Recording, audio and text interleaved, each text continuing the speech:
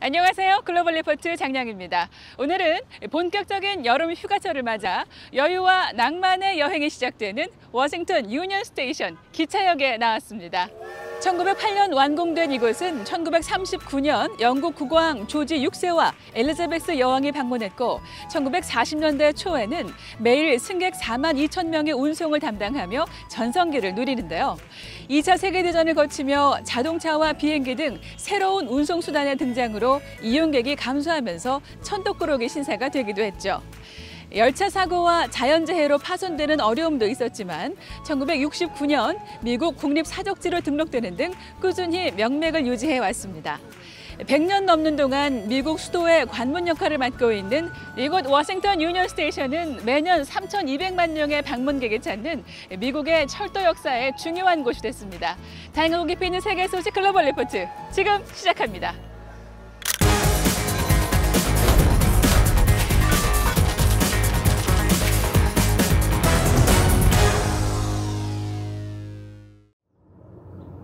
지난 1일 조 바이든 미국 대통령은 대국민 연설을 통해 대테러 작전의 일환으로 국제 테러 조직 알카에다의 수장 아이만 알자와히리를 전날인 30일을 사살했다고 밝혔습니다. 알자와히리는 알카에다 초대 수장이었던 오사마 빈 라덴과 함께 지난 2001년 9.11 테러를 공모한 인물인데요. 바이든 대통령은 알자와히리의 사살에 관해 이제 정의가 실현됐다고 강조했습니다. 한편 알자와히리가 사살된 장소가 아프가니스탄 수도 카불이었다는 점에서 현지 집권 세력인 탈레반이 그를 보호하고 있었다는 사실이 드러났습니다. 러시아가 우크라이나를 침공한 후 처음으로 우크라이나산 곡물을 실은 선박이 지난 1일 오데사항을 출항했습니다. 라조니호는 3일 터키 이스탄불에서 선박 검사 완료 후 최종 목적지인 레바논으로 항해를 이어가고 있는데요.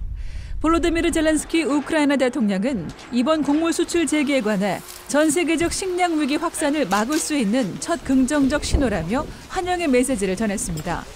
한편 러시아군은 지난 3일 우크라이나에서 특수 군사작전을 계속 이어가고 있다면서 폴란드가 우크라이나에 공급한 무기와 탄약을 보관하는 르비우 무기 저장소를 파괴했다고 밝혔습니다. 지난 1일 미국 뉴욕 유엔 본부에서 191개 회원국이 참석하는 제10차 핵 확산 금지 조약 NPT 평가회의가 개막했습니다. 오는 26일까지 열리는 이번 NPT 평가회의 첫날에는 러시아의 우크라이나 침공이 최대 화두였는데요. 미국을 비롯한 서방 국가들은 러시아가 핵 보유국으로서 NPT를 주도할 책임이 있는 나라임에도 조약을 위협했다고 비판했습니다. 이에 러시아는 NPT 가입국으로서 조약을 충실히 따르고 있다고 주장했는데요. 블라디미르 푸틴 러시아 대통령은 NPT 평가회의에 보낸 서한을 통해 핵전쟁의 승자는 있을 수 없다며 그런 전쟁이 시작돼선 안 된다고 강조했습니다. 앞서 안토니오 구테우스 유엔 사무총장은 개막연설에서 인류는 한 번의 오해와 오판만으로도 핵 전멸이라는 결과에 직면할 수 있다며 핵무기 제거를 위한 노력을 촉구했습니다. 최근 원숭이 두창으로 주요 발생 지역인 아프리카 대륙 외 지역에서도 사망자가 나오며 세계 각국이 긴장의 끈을 놓지 못하고 있습니다. 지난주 브라질과 스페인 그리고 인도 등에서 원숭이 두창 감염자 4명의 첫 사망 사례가 보고됐는데요. 이런 가운데 미국에서도 원숭이 두창 확산이 지속되자 지난 1일 캘리포니아주가 공중보건 비상사태를 선포했습니다. 이에 앞서 뉴욕주와 일리노이주도 비상사태가 선포됐는데요. 조 바이든 미국 대통령은 지난 2일 원숭이 두창 대응 조정관과 부조정관을 각각 임명해 대응팀을 구성하기도 했습니다. 계속되는 원숭이 두창 확산세에 미국 연방정부 차원의 공중보건 비상사태 선포 가능성도 거론되고 있습니다.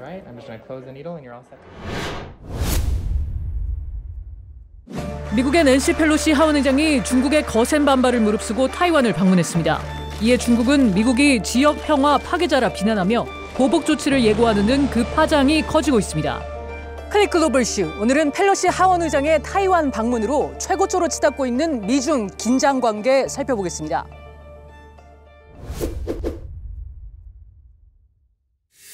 현지 시각 2일 밤늦게 타이완 숭산 공항에 착륙한 미군 항공기에서 핑크색 정장을 입은 낸시 펠로시 미국 하원 의장이 내립니다. 그는 지난 25년간 타이완을 찾은 미국 인사 중 최고위급입니다. 지난달 중순 미국 권력 서열 3위인 펠로시 의장의 타이완 방문 가능성이 제기되면서 중국은 꾸준히 반대 의사를 밝혀왔습니다. 我们要再次正告美方，中方正严阵以待，中国人民解放军绝不会坐视不管。 펠로시 의장은 그러나 차이잉원 총통과 만나 타이완에 대한 미국의 지지를 강조했습니다.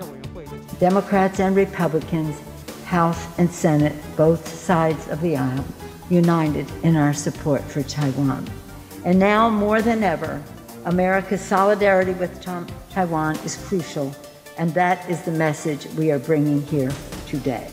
펠로시 의장의 방문에 중국은 곧바로 강력히 비난하고 나섰습니다. 这是一场彻头彻尾的闹剧，美方打着所谓民主的幌子，在干着侵犯中国主权的勾当，玩火者绝对没有好下场，犯我中华者必将受到惩处。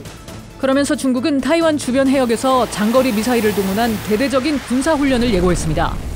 So I believe that in the run-up to the 20th Party Congress, that Xi Jinping really cannot be seen as soft on the United States. He has to demonstrate determination to defend China's sovereignty and territorial integrity. 격앙된 중국에 미국 바이든 행정부는 침착하게 대처할 것을 촉구했습니다. There's no violation of sovereignty. The speaker going is perfectly consistent with other members of Congress going, as I said, including this year. So there's just no reason to amp this up. And we're not going to participate in that. As I said at the outset, we're not going to do saber rattling.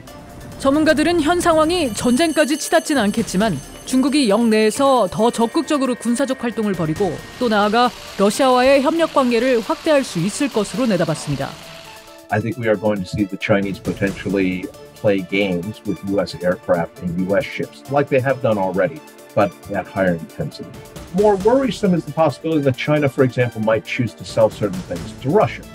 And the argument there is, Joe Biden, you don't care what we care about, we don't care about what you care about. 미국은 하나의 중국 원칙을 유지하고 타이완의 독립을 지지하지 않는다는 기존의 입장에 변함이 없다고 강조하고 있습니다. 하지만 중국은 이런 미국의 입장에 변화가 생길 가능성을 사전에 차단하기 위해 강경한 태세를 취하고 있습니다. 이런 두 나라를 한국과 일본 등 아시아 주변국들도 긴장의 끈을 놓지 않고 바라보고 있습니다.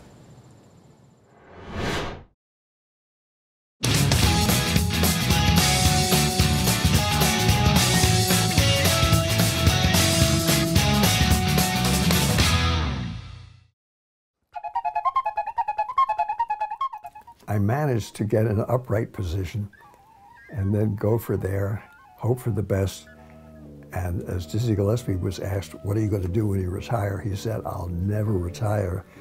My philosophy is bop till you drop. And keeping that feeling, that thing that touches your heart, that's the mystery, that's the magic. And there's no recipe for that except to stay in the University of Hangoutology, no matter how many degrees you have, or if you don't have any. David Amram was multicultural before multiculturalism existed. He has always had a curiosity and fascination with people.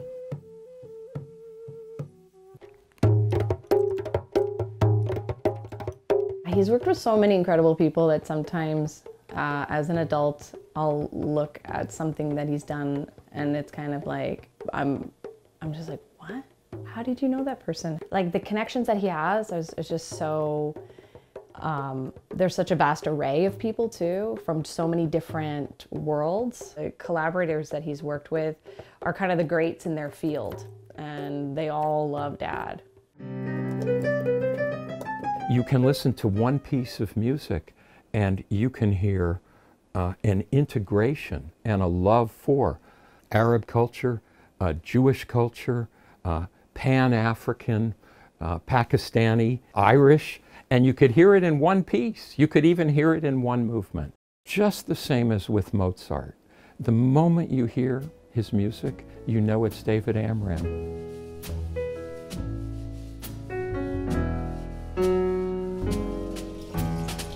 My first true musical experience was when I was 6 years old and my father bought me a bugle. Took out this shiny bugle and started playing it himself before I could even touch it.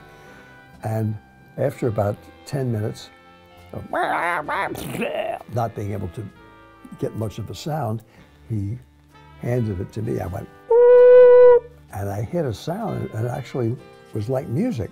I was blown away. I said, oh my Lord. He is an actor, he's a performer, he's a really great friend, and what else? He's just a strange, wonderful man. Native American people believe that all of this was a gift to us by the great Creator. And whatever religion we are all gifted by music as being something we'll never understand, but we know is bigger than us and nutritious and valuable.